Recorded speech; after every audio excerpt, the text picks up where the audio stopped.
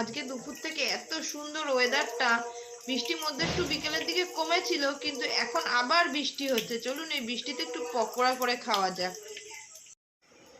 আজকে আমরা বর্ষায় খাবো একটু গরম গরম পেঁয়াজি। সারাদিন ব্যস্ত ছিলাম, পুজোর বাড়িতে গেছিলাম, তার জন্য একটু রাত করে করছি। এই যে কাটবো হচ্ছে লঙ্কা, লঙ্কা কুচি করবো। আপনারা যদি পেঁয়াজি খেতে চান বাড়ির সাথে চলে আসবেন। বেশি শাসন। আজকালকার মাগুলো না নিজেদের দোষ দেখে না, জানো তো, শুধু ছেলে মেয়ের দোষগুলো দেখে।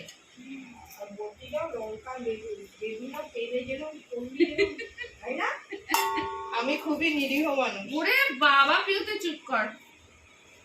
আলুরদমটা পুজো বাড়ির আলুরদম তো, পুজোর প্রসাদ বলেই মনে হয় অত সুন্দর লেগেছে। পনিরটা আমি খাই না, পনিরটা আমি টেস্ট করিনি ওর জন্য, কিন্তু আলুরদমটা দারুণ লেগেছে আমার কাছে।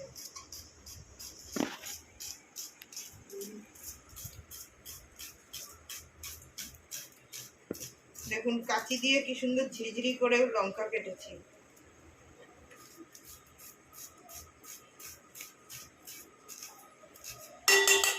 আর দেবো না, বাচ্চা খাবে তো, বেশি দেবো না। পেঁয়াজগুলো ঝিরিঝিরি করে কাটা হয়েছে। হ্যাঁ, এই যে হাত দিয়ে এরকম একটু ছাড়িয়ে নিচ্ছি, তাহলে মাখার সময় সুবিধা হবে।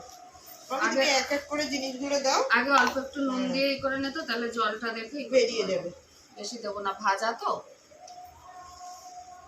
পেঁয়াজগুলো খুব ঝাল। 2 চামচ দিয়েছি, আমার আইসক্রিমের চামচের 2 চামচ।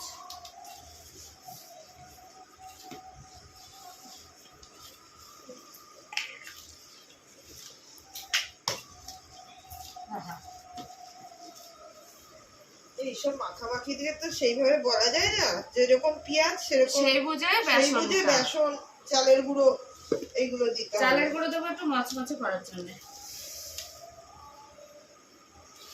একটু বেসন হ্যাঁ লাগবে, দেখ মাখতে লাগ, তারপর দিচ্ছি।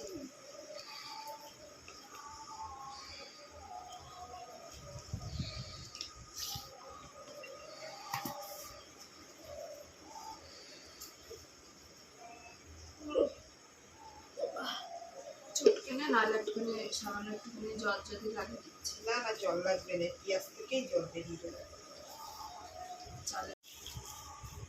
এই যে বেসন দিয়ে মেখে এরকম হয়েছে, কাদা কাদা ভাব হয়েছে। এবার এর মধ্যে চালের গুঁড়োটা মচমচে। আমি 1 ঢাকনা মতন চালের গুঁড়ো দিলাম। আমার এখানে হাতের কাছে কিছু নেই, তাই আমি আবার উঠে গিয়ে ঘিয়ের শেষে 2 ঢাকনা, একটু মচমচে করার জন্য, আর কিছু না।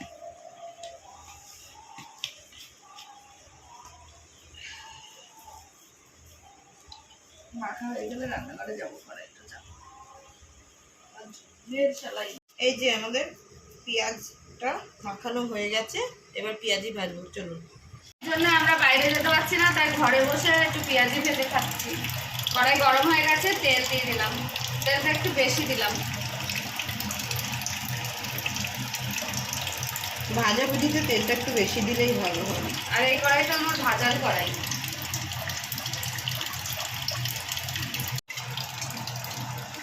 তেলটা গরম হয়ে গেছে, এবার আমার মেয়ে ছোট ছোট করে পেঁয়াজিটা ছাড়ছে। এই যে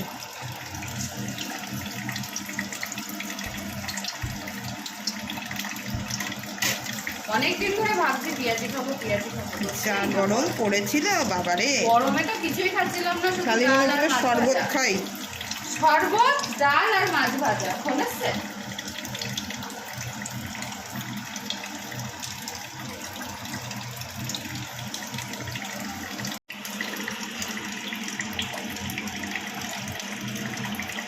পেঁয়াজিটা বাদামি বাদামি হয়েছে, কিন্তু আর একটু লাল হবে, তারপরে তুলবো।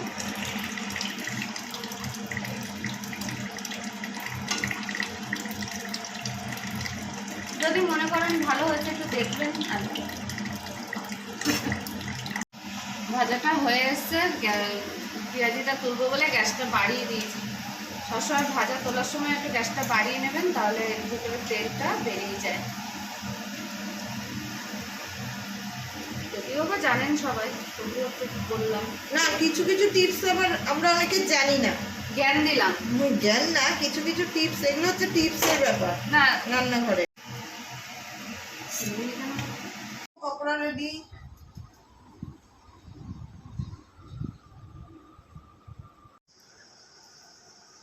মামি এই বৃষ্টির দিনে এই তেলে ভাজা খেতে খেতে একটা কথা মনে পড়ে আমাদের দীঘা যাওয়ার কথা। কি অভিজ্ঞতা, সারা রাত ঘুমাতে পারিনি, বাবারে বাবা। দীঘার থেকে বেশি পুরুলিয়া যাওয়াটা বেশি ইয়ে হয়েছে।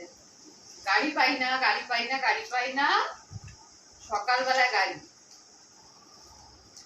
নাও দিদি, গাড়ি পেয়েছি, চলো ব্যাস খালি যেত ভাত খেয়ে দৌড়।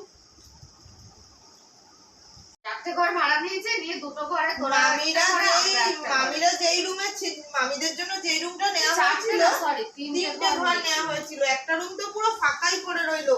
ওই রুমটায় মামা প্রথমে আমাদের ঢুকে বলছে চার্জার নিয়ে আয়। চার্জার আনতে গেছি, আমি বুয়া আর বোন 3জনে গেছি।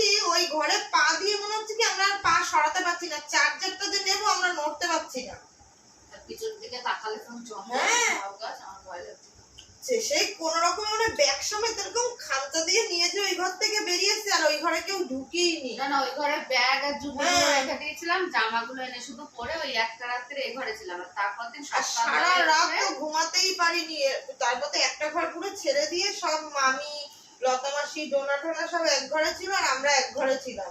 কিন্তু থাকলে কি সারা রাত ঘুমাতে পারিনি। সারা রাত্রি মনে হচ্ছে কি কে তাকাচ্ছে, কে ঘরের মধ্যে হাঁটা চলা করছে, পুরো কষ্ট, মানে কেউ যে ঘরে রয়েছে অনুভব করা যাচ্ছে, কেউ যে ঘরে রয়েছে।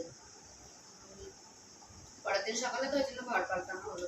সকালে রাতে 3টের সময় আমরা বেরিয়ে এসেছি, আর বৃষ্টি, সেরকম বৃষ্টি হচ্ছে। তারপরে ঘুরে ঘুরে পরের দিনকে যে আরেকটা তারপর দিনকে তো চলেই আসলাম। 3 দিনের ট্যুর ভালোই ঘুরেছিলাম। খারাপ প্রথম দিনটা খুব বাজে গেছে আমাদের, ভীষণ খারাপ হয়েছে। একে তো রাত হয়ে গেছে, তারপরে কি ওই অবস্থা। টোটো করে বেড়াইতো, সারা পাড়া টোটো করে বেড়াই, সব খেলতাম। তখন তো খেলার দিন, এখন যেরকম সবাই মোবাইল ঘাটে, তখন কি মোবাইল ঘাটতো? এখন সবাই ওই ফোন, তখন আমরা ওরকম দল বেঁধে খেলতাম। এবার মামি হঠাৎ দেখি মামিদের বাড়ি থেকে আওয়াজ আসছে, মামি চিৎকার করছে ঘরে বসে বসে। আমি মামি ডাকতাম, ওই মামিটাকে। তা মামির বাপের বাড়ি মনে হয় সুন্দরবন না কোথায় যে ছিল ঠিক আমার মনে নেই, আমি তো ছোট। এবার এসছে, আমি কি বলছি কি, ও দিদা দিদা কি হচ্ছে গো মামি? মামি ওরম করছে কেন? বলে আর বলিস না, ভূত ধরেছে। আমি বলছি কি ভূত ধরেছে? বলে ভূত আবার কিরকম করে ধরেছে? বলে কি দাঁড়া, বোন বলে, বোনকেও তো দেখতে পাচ্ছে না। ও তো ঘরের মধ্যে ঢুকে রয়েছে, আর ওই ভূত ধরেছে নাকি ওই দিদা কি করেছে, তুলসী পাতা নিয়ে ঘরে দিয়েছে, আর মামি চিৎকার চেঁচামেচি শুরু করে দিয়েছে। তুলসী পাতা মানে সহ্য করতে পারে না। হ্যাঁ, এবার ওরা মানে ইয়ে গন্ধ সহ্য করতে পারে না। এবার 1 দিন হলো, 2 দিন হলো। প্রথমে ভেবেছিল অসুস্থ, বুঝলে তো, ভেবেছে হয়তো শরীর টরীর খারাপ, ওই জন্য হয়তো। তারপরে যখন ওই আসলো, এখন দেখ এখনকার লোক হয়তো বলবে গুজব, কিন্তু এটা আমার চোখে দেখা, ওই জন্যই আমি বলছি। তারপরে সেই তোর ইয়ে করে ওঝা এসছে। এবার আমরা কি করেছি, এক পাশের বাড়ি আরেকটা বাড়িতে উঠোনে গিয়ে বসে রয়েছি, দল বেঁধে সবাই বসে রয়েছে। এবার ওই মামিরা তো কিছুতেই ঘর থেকে বের করতে পারছে না, ওঝা এসছে। তারপরে মামিকে বের করেছে, টেনে হিস্ট্রে নিয়ে বের করে যায়, ধুনো দিয়ে দিয়ে তো ওই ভূত তাড়ায়। আর ওই লোকটাকে দেখেই তো আমার ভয় লাগছে। আমি তো বেশি বড় না, আমার তো আরো ভয় লাগছে। লতা আসছেন, বোন আরো ছোট আমার থেকে। বোন তুই বসে, বোন আমার কোলের মধ্যে এরকম করে বসে রয়েছে, আমিও ছোট, আমার বোনও ছোট, কিন্তু আমি বুঝি, 5-এ পড়ি। তারপরে সেই ও হলো নিয়ে এসছে। এবার ওঝা ওরকম বলছি, কোথা থেকে এসছিস বল, কোথা থেকে এসছিস বল। আর মামি তো কিছুতেই বলবে না। তারপরে সেই কত কিছু করার পরে বলছে, ওর যখন গায়ে হলুদ হয়েছে তখন থেকে আমি ওর পিছু নিয়েছি, কিন্তু ওকে আমি ধরতে পারছিলাম না। গায়ে হলুদ হয়েছে, পিছু নিয়েছে, সেই মামিকে ধরেছে মামি বাচ্চা হওয়ার পরে। কত বাচ্চাটা তখন দুধ খায়, তখন ধরেছে মামি। তাহলে সেই থেকে পিছু, সেই থেকে ওই আম গাছে বসে রয়েছে, মামিকে ধরতেই পারছে না। ওই বিনুনি করেছে, কিন্তু আগা ছাড়া ছিল চুল। আগেকার দিনে মেয়েদের বউদের কত চুল না, আরো গ্রাম পুরো পাছা অব্দি চুল। এবার মামি ওর বিনুনি করে এতটা আগা ছেড়ে দিয়েছে, আর বলে কি করে উঠলো, ওই আগা বের উঠেছে। তারপরে সেই ঝাড়িয়ে ঝাড়িয়ে কত কিছু করে তারপরে সেই জানিস সে কলসিতে করে তাতে করে জল নিয়ে গেছে। নিয়ে গিয়ে ধর এখানে ধর বাড়ি, এখান থেকে তার 10-15-20 পা গেছে, গিয়ে ওখানে পড়ে গেছে, বলেছে আমি বাংলাদেশ চলে যাচ্ছি। এখন এখন জানি না, তখন যেটা দেখেছি শুনেছি সেটা এখন বললাম।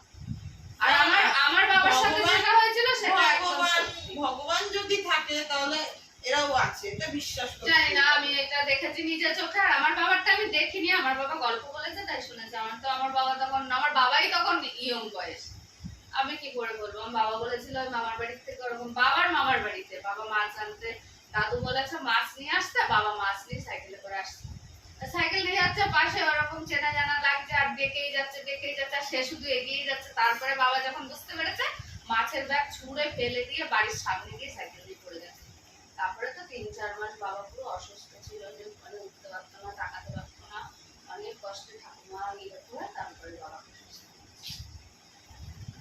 বাংলাদেশের গল্প আমরা বলি ভূত ভূত ভূত, আমি ছিলাম, আমি বাংলাদেশে পড়ে তারা বুঝতে পারে। বাংলাদেশে আমি 1-2 অব্দি পড়াশোনা করেছি, তারপরে তো আমি চলে এসেছি ইন্ডিয়ায়। তারপরে তো আর না, তারপরে 1-2 বার গেছি। একবার মেজো মামার বিয়েতে গেছি, আর একবার এমনি কি একটা অনুষ্ঠানে বেড়াতে গেছিলাম। যাই হোক, কি বলবো, বৃষ্টির দিন হলেই সেই পুরনো অভিজ্ঞতার কথা মনে পড়ে যায়। থাক এখন।